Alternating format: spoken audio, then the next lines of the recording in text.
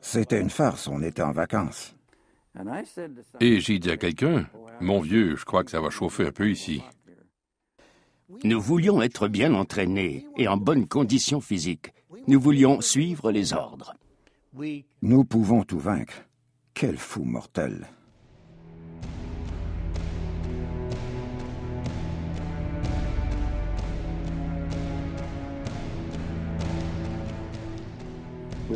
De Southampton, nous sommes montés à bord du Princess Beatrix.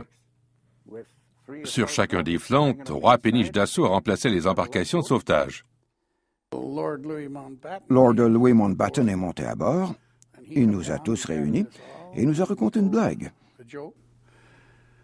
Puis il a dit, notre destination est Dieppe, car c'est un endroit peu fortifié. Puis il dit, on va avoir la surprise, c'est ça qui est notre atout. Nous nous sommes rendus là-bas sans problème. On aurait cru qu'on faisait une randonnée en bateau un samedi soir. Il y en a qui se comptaient des blagues, d'autres priaient, puis moi sur mon pont arrière.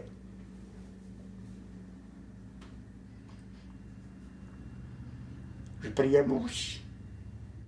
Je me rappelle avoir vu un avion, sûrement un appareil allemand. Il a largué des fusées éclairantes.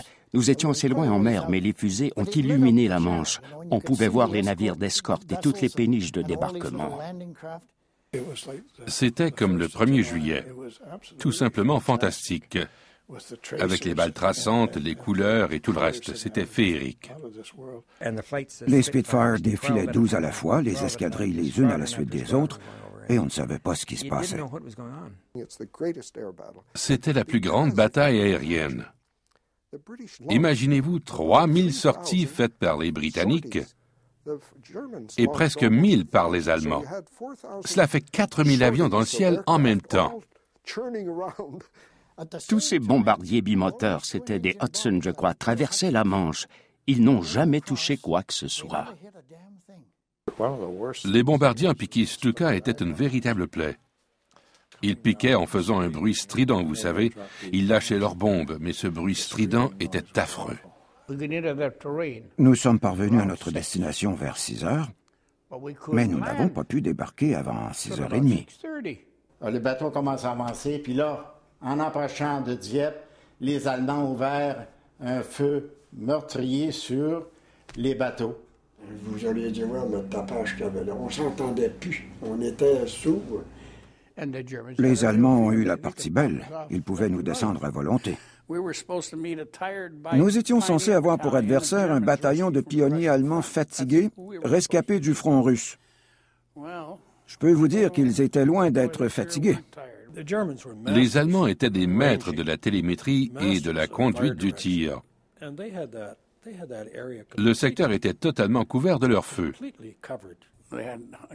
Ils avaient des canons dans les falaises, à notre droite et à notre gauche, et ils avaient installé des mitrailleuses dans les bâtiments en face de nous. La plage était couverte de gros cailloux sur lesquels les chars n'avaient aucune traction. Les chars étaient carrément inutiles. Leurs équipages faisaient de leur mieux, mais en vain. Il n'était pas possible de mener les chars dans Dieppe même. On ne savait pas si on allait être touché. Dans l'armée, c'est impossible, on ne sait jamais. Vous voyez le colonel qui se fait tuer devant vous, puis c'est au tour du sergent-major, là, sous vos yeux.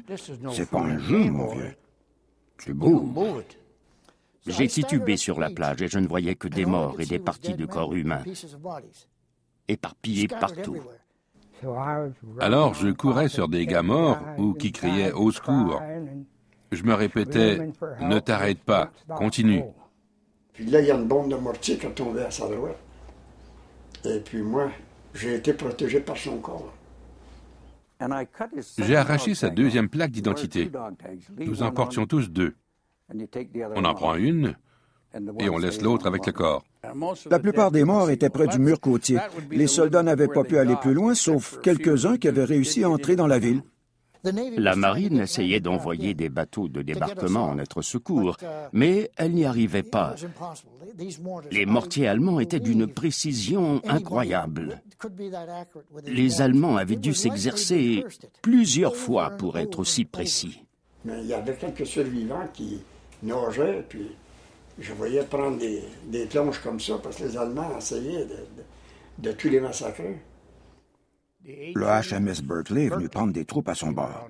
Il laissait pendre des cordes et des filets sur ses flancs, mais il ne s'arrêtait pas. Il fallait en attraper, puis ne pas lâcher prise car votre vie en dépendait. Chacun devait se hisser à bord. La coque du navire était couverte de sang. Ouais, c'est ça, les souvenirs de Dieppe. Vers 11 heures, on s'est aperçu qu'il y avait un de nos pelotons qui avançait vers nous, avec les Allemands en arrière. Ils servaient de notre peloton comme bouclier. Là, le commandant de compagnie, là, il y en a qui voulaient tirer. Le commandant de compagnie dit non, on ne peut pas tirer, je demande, puis tuer nos hommes. Et là, il a donné l'ordre de se rendre. Ils sont venus à moi et ils pouvaient voir que j'étais blessé. Je perdais du sang chaque fois que je parlais, des gargouillements provenaient de ce trou, ici. Et le sang sortait, et de l'air aussi.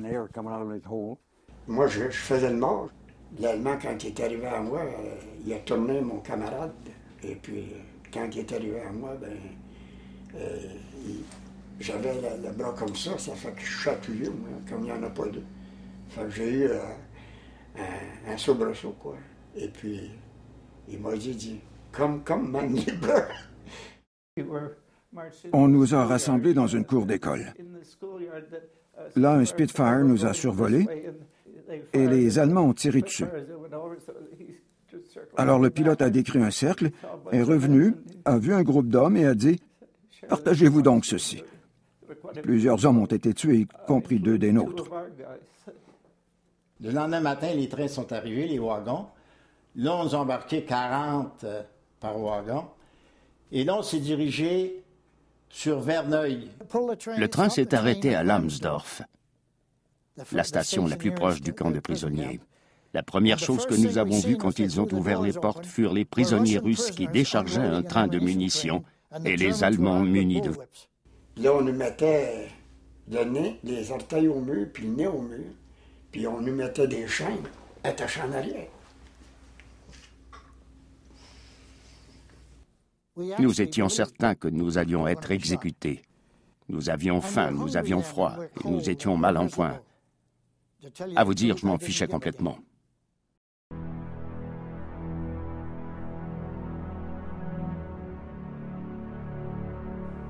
Nous étions censés recevoir une médaille pour le raid de Dieppe. Mais Churchill s'y est opposé. Pas de médaille pour ceux qui ont échoué. J'imagine que ceux qui dirigeaient les choses avaient des idées différentes sur l'opération. Mais pour les soldats ordinaires, ce ne fut rien d'autre qu'une mission suicide. Moi, j'ai pas pu m'empêcher de dire que ça a été une boucherie. Quel gaspillage. La vie ne vaut pas grand-chose, n'est-ce pas?